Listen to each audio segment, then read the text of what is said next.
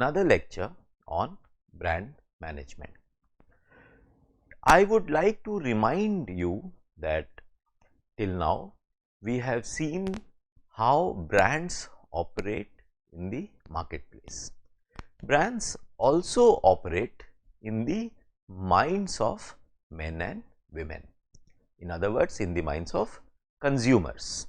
So, the brand management activity that is conducted by brand managers, by companies, are actually conducted at both the places, one at the marketplace and second in the minds of men. It is important to note that the activities are happening at these two places, and these two are very different kind of places. Marketplace, which has a large number of products and brands, and then of course it is a melange of cultures, value system and so on so forth. We must not forget that a marketplace is also a place of conflicting interests.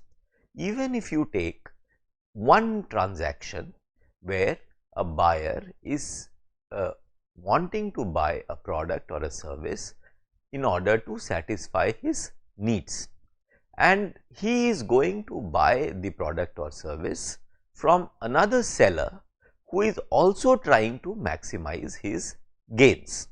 Now, in this conflict, buyer wants to pay as less as possible, whereas seller wants to extract as much as possible. So, in this transaction itself, in fact, in any transaction there is a conflict, and this conflict gets resolved when both of them think that they have got a good deal. This is where brand management comes into picture. Another aspect is at the level of the collective.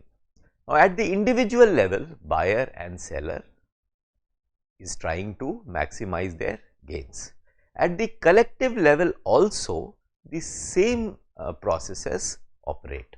For example, any industry collectively wants to make profits, collectively wishes to grow, collectively wants to develop consumers so that they continue to buy products which are related to that industry.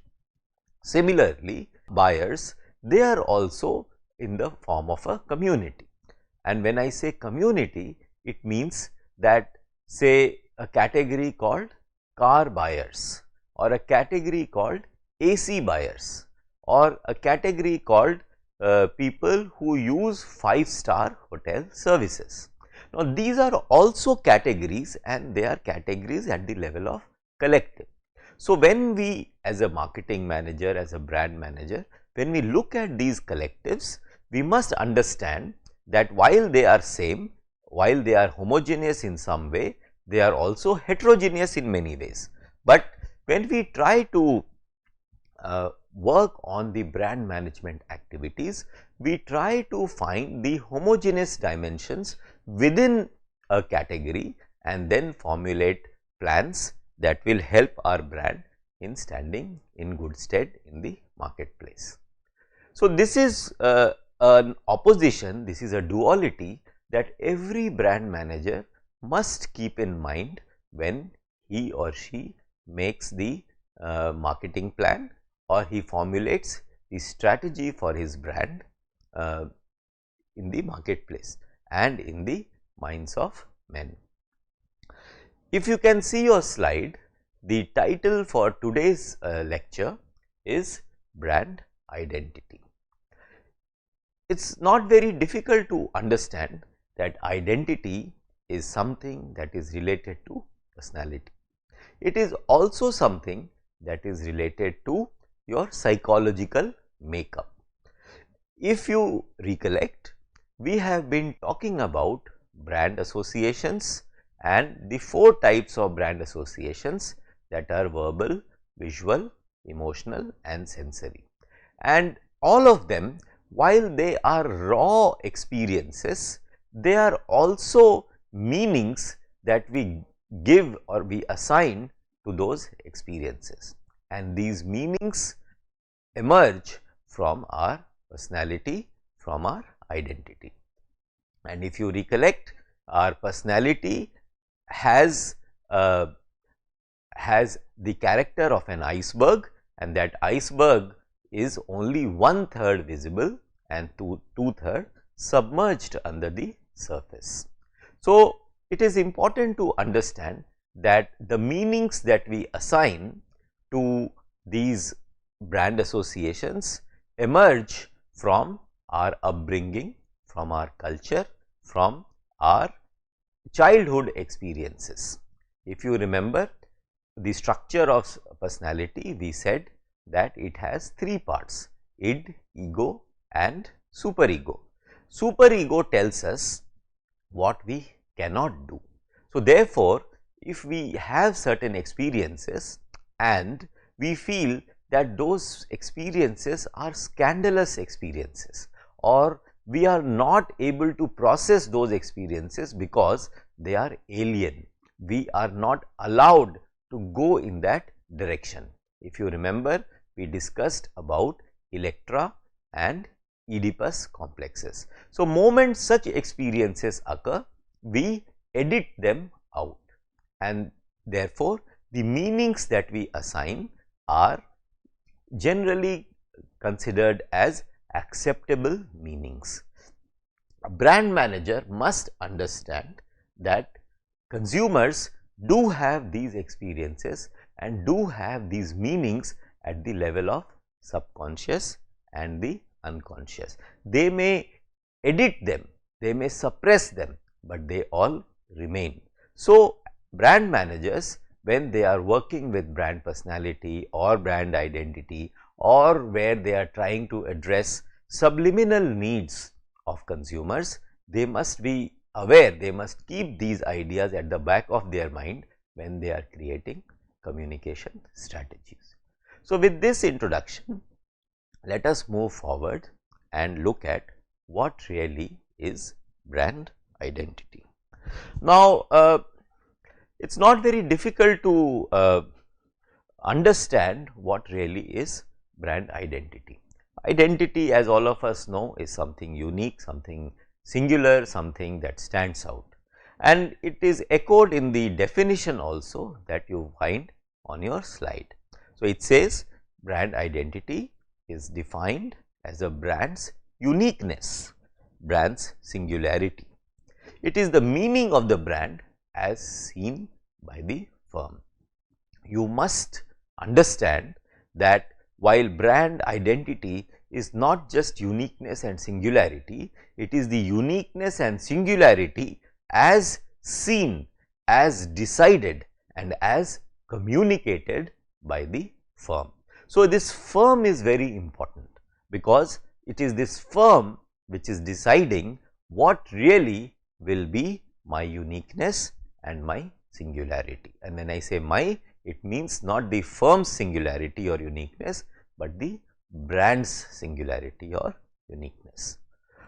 In the slide, you can see an example of Citibank or Citigroup.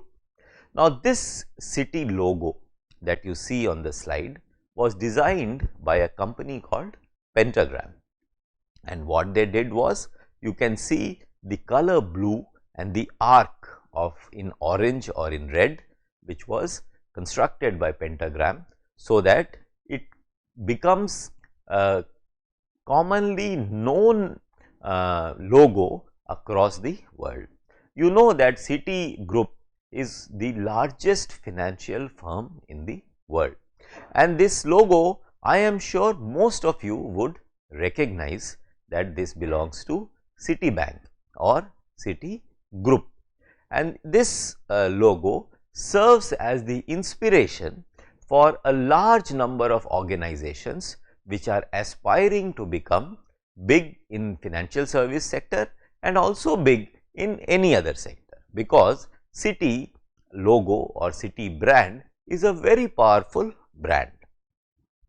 So, but just creating the logo is not enough, because if logo is not backed by actual experiences that the consumer has with your brand, your brand promise will not be fulfilled, and there will be dissonance in the marketplace, and people would therefore not continue to buy your products and services. So, that is why creating and maintaining a brand identity is regarded as the first step towards building strong brands. So, if you have visited any branch of Citibank, you would realize that in a branch you have something like a blue wall. So, this color blue that they use in their branches, that blue is a derivative of the blue that you see in the logo. So, Pentagram says that when they created the logo, they decided that the blue that they are using will be used across all the branches of Citibank in a certain form, and that certain form was called blue wall. So, this is how Citibank interpreted its brand identity into its branch banking processes, which the consumers who walked into the branch experienced. Another aspect that we must understand is that brand orientation, which means if the company is oriented towards brand management or oriented towards developing itself as a brand, it must align processes of the organization around the creation, development and protection of brand identity. So, brand identity must be, once created, must be developed, must be protected through various means in the processes of the organization. And if an organization is able to do that, it can be called as an organization having high brand orientation. In the second picture on the slide, you can see the interiors of Yes Bank. Now, all of you would be familiar with a bank called Yes Bank in India. I must share with you its origins. When Yes Bank was founded by its founder Mr. Rana Kapoor, who was also the managing director and CEO of the bank, the aspiration was that we will create an Indian Citibank, a bank which is for professionals, a bank which rivals the professionalization and the image of Citibank. So, that is why if you notice, the color used in Yes Bank logo and in the Yes Bank interiors, branch interiors, is also blue. If you happen to enter a Yes Bank branch, you would see how the logo, how the name Yes and how the color blue is getting interpreted in the branch banking experience. Now, if for example, if you enter, you will see that right at the beginning there is a consumer help desk, and that help desk is called Yes for You, and on the help desk you will have a money plant which is in the pot which is colored blue, and on the inside the flower pot you have a red color tick. Tick says yes, and then behind the Yes Bank Yes for You desk, reception desk, you have a glass wall, and on that glass wall you have a water curtain. So, that water curtain keeps flowing behind the reception desk, so that it gives you a feeling of calm and warmth. As you enter, you would see the lighting used in Yes Bank branch interiors are blue in color. All the promotional material will be blue in color. In fact, there is also in large branches called Yes Cafe. In that cafe, there are circular tables around which 2 or 3 chairs are placed, and customers who walk in, especially the customers that are high net worth individuals, they are met by their relationship manager at the Yes Cafe, which is inside the branch, and there is a light hanging over that table inside the Yes Cafe, and that light is also blue. So, what I am trying to say is that an organization can have a high brand orientation if it aligns all its processes to the creation, development and protection of its brand identity. So, as you have seen that Yes Bank and Citibank in this case have demonstrated a high brand orientation, and they have aligned the processes of their organization around the creation, development and protection of their brand identity. Let us move forward and look at the distinction between brand identity and brand image. A simple intuitive understanding is that brand identity is something within and brand image is for people outside. This is an intuitive understanding that all of us have when we try to compare these two words called identity and image. Let us see how they get interpreted in the context of brand management. Now, as we were seeing earlier in the cases of Citibank and Yes Bank, a clear and effective brand identity should have understanding and buy-in throughout the firm.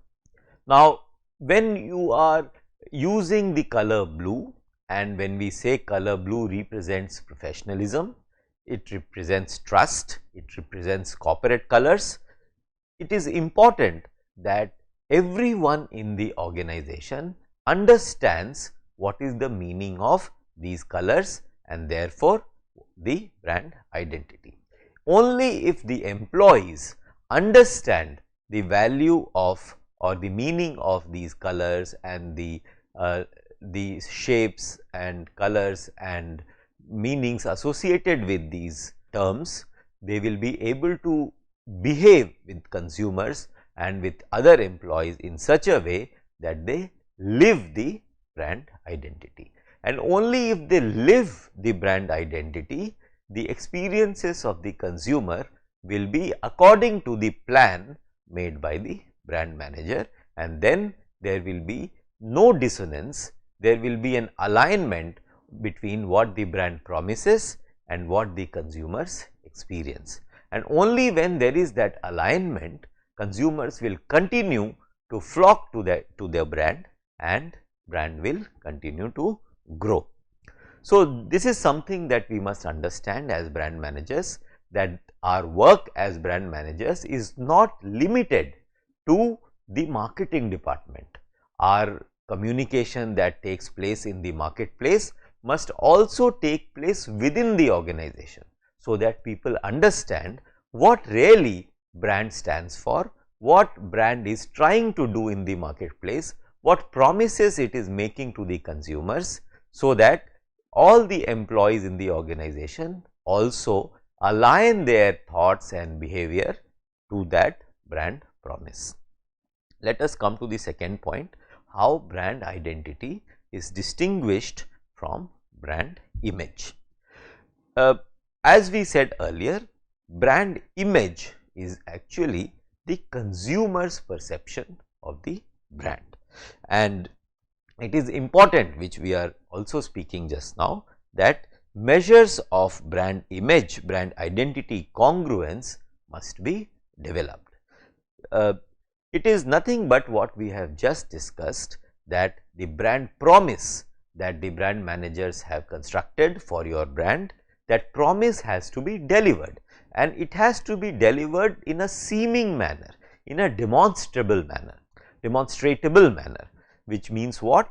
It means that the consumers must also realize that the promise that the brand has made, it is actually fulfilling, and the consumers have the same experience as they are being promised in the communication made by the brand. You can see the picture on the slide, and it says brand identity versus brand image. Brand identity is the way you want folks to perceive you. So, you remember The previous slide we have said the first point, brand identity is defined as a brand's uniqueness, its singularity. It is the meaning of the brand as seen by the firm. So, as seen by the firm, that you must understand, and the same thing is getting reflected here, the way you want folks to perceive you. So, it is you who is the decision maker, it is you who is the subject, alright. And how do you communicate that? What you want people to perceive, how you want people to perceive you? You do it through tagline, through logo, through aesthetic style, through the language that you use, and so on and so forth. These are some examples, but they are indicative of the tools that are at the disposal of the brand manager, so that they make people perceive the way they want to be perceived. In the second part of the picture, you see brand image, and brand image is what? It is the ways that customers actually perceive you.